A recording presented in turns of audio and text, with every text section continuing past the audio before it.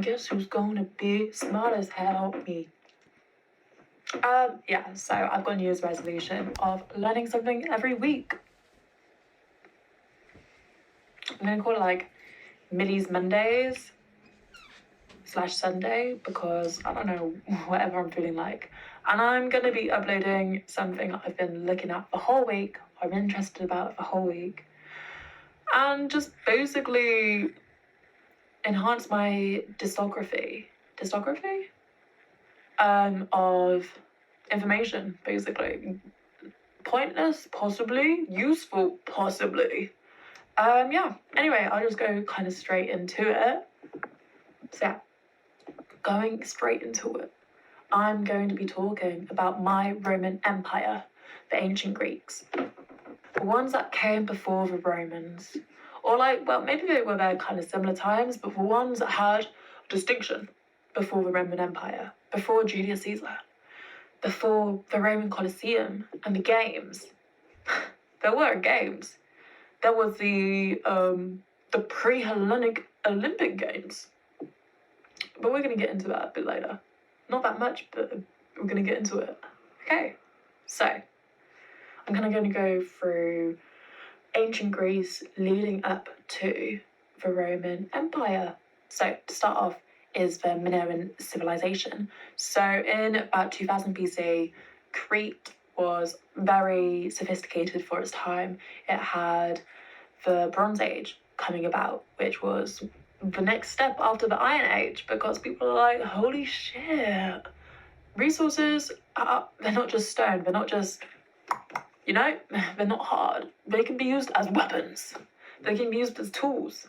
They can be used to enhance our quality of life and make shit a bit easier.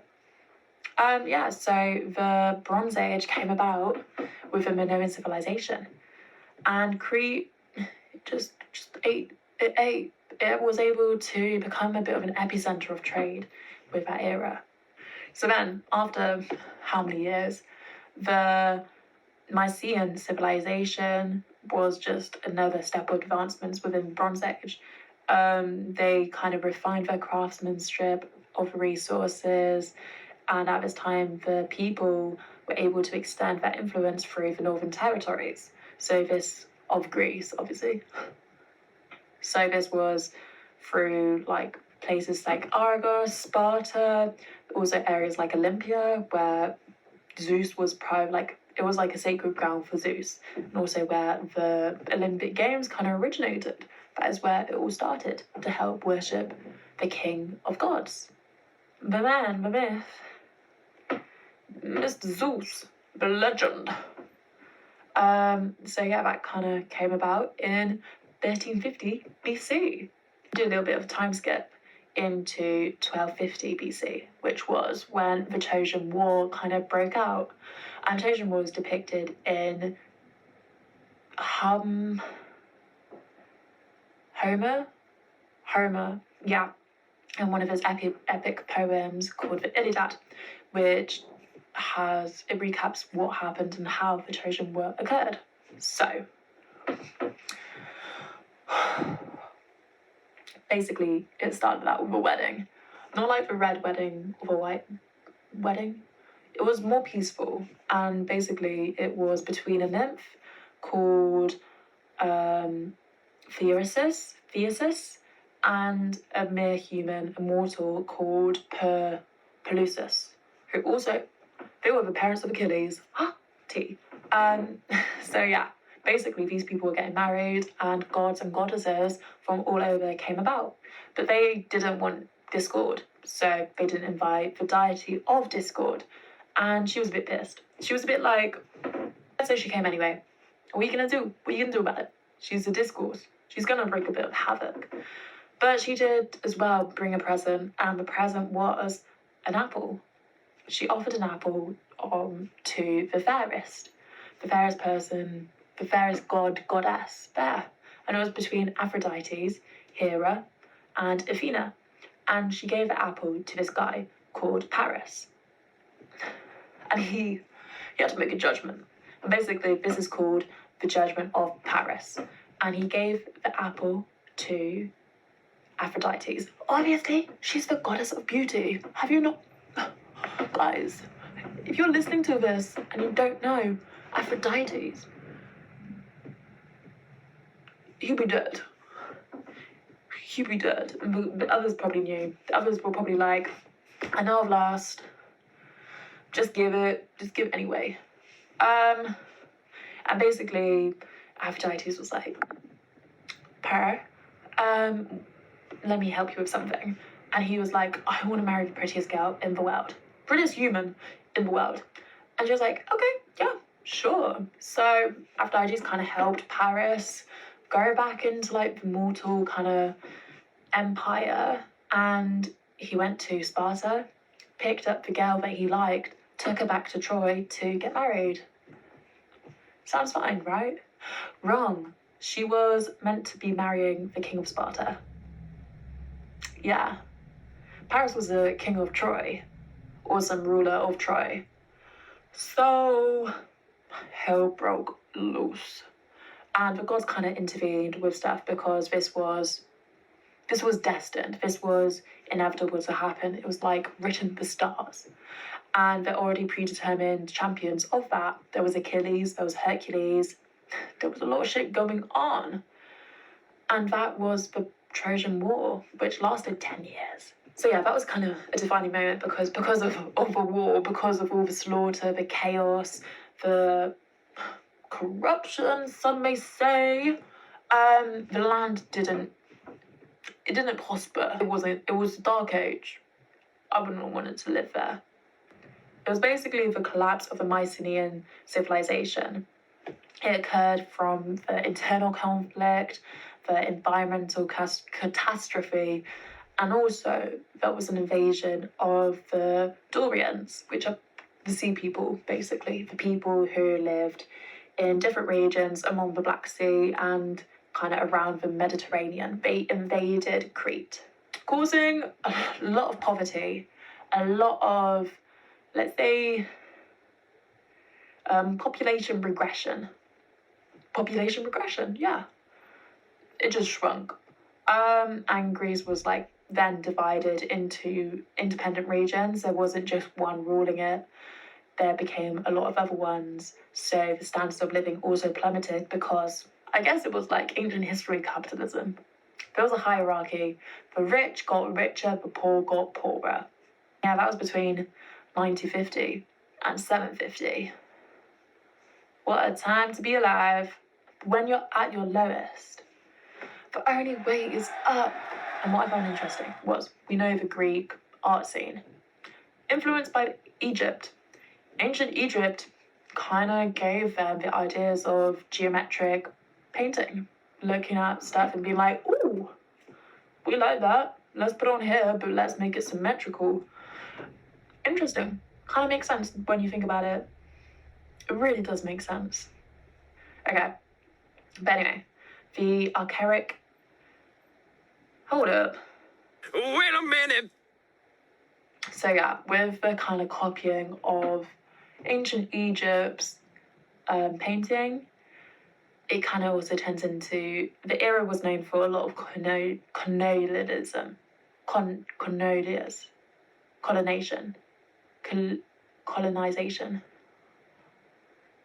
I gotta say that word right. The era was known for colonialism of the Mediterranean. The government was also formed by oligarchs. So the riches just wanted to expand. I think in a lot of history, we'll see there's always greed. Greed is always present. And that's what they want. Greed grew, so this country grew. And with expansion comes exploration. And the Greeks came in contact with Africa, Asia, and Europe during this period. So it benefited from trade and exchange of goods as well. So what the Greeks had, they were like, anyone else want what? Large merchant ships began visiting and establishing colonies and markets among the Black Sea, Italy, France, Libya, and Spain. These girls got international. I doubt it was very peaceful. 371 BCE, the Battle of Lectura was fought, with the Phoebus, with basically Egyptians. And the battle showed how Sparta fell, but homosexuality was on the rise. It literally showed how homosexuality helped bond troops and helped, like, I don't know if homosexuality helped strategy, but when I was reading it, I was thinking, these guys gained feelings for each other. These guys felt a connection. And they were like, we can't let these homies die. We cannot let our lovers die. So we got to make a plan. And they came together because they were caring for each other. They wanted their ass rocked. They wanted to rock someone's ass. And they were like, yeah. Homosexuality. But we can learn a lot these days from that. Homosexuality as a bonding experience, crazy. That became the end of Sparta. And then came this great guy called Alexandria. The Great. In summary, conquered the Eastern Mediterranean, Egypt, the Middle East, and parts of Asia. In 336 BC, after his father's death, the king of Macedonia. Okay, my phone storage ran out, so quick switcheroonies for my laptop. After his father's death, which was an assassination, he became king of Macedonia. 20-year-old to lead, which when you think about it as well at that time is kind of standard. I swear, like King Tut, if there's like some ancient Egyptian that ruled at like 14, or even in the 10th centuries, I swear one of our kings was like 11. Actually, one of our kings was 8 months old. 8 months old. So 20 is not that bad. I'm 22. I don't think I could rule a country. Maybe I could. If I was put in a situation, I think I could. Also was elected command of the military invasion of Asia. This was before his accomplishments. I kind of gave you a bit of a spoiler. But basically, the man knew his shit. Alexander was able to build new cities. He named places after himself and trooped through Asia till a point in India where basically he realized everyone was exhausted and they weren't used to the climate. So he was like, yeah, we're going to stop here and we're going to head back. But we've done what we wanted to do. Yeah, so, and during his reign, it just became the largest empire in the ancient world. He would have been gay. But after his death came the Hellenistic period. It's the final arc, and the final arc of the Greek rulership, the ancient Greek rulership. Okay, completely unrelated to the ancient Greeks. My eye goes lazy. I swear in this, I don't think I've ever been diagnosed with lazy eye, but I'm looking at myself and I think I do. Okay, so the society was cosmopolitan. It was exuberant. It had the presence of extraordinary philosophers. Aristotle and literature were continuing to develop, and now there was a focus on real depictions of humans rather than ideals. So I think they still worship gods, but I think they realized we gotta be ideal with this. No man has tiny peepees. We're gonna make them bigger. But with Alexander's death, there was no line to the empire. He had no heir, which led Egypt and parts of the Middle East to be ruled by Ptolemy Siculus, while other regions were under Anigoti and his son Demetrius. Several similar kingdoms were established throughout the Hellenistic period. But the most influential was the area of Alexandria of Egypt, named after the guy. However, the era had many internal conflicts and kind of a rise of new enemies. The size of the empire was too big for outsiders to take over, but the internal revolutions and conflict weakened the borders. So by 200 BC, Rome was kind of starting to become on the rise, and it had already occupied Italy and was seeking other areas. It grew, and in 31 BCE, Octavian, also known as Augustus, defeated the ruler of Egypt. Cleopatra was defeated in the Battle of Actium, and it was a pivotal moment that defines the end of ancient Greece.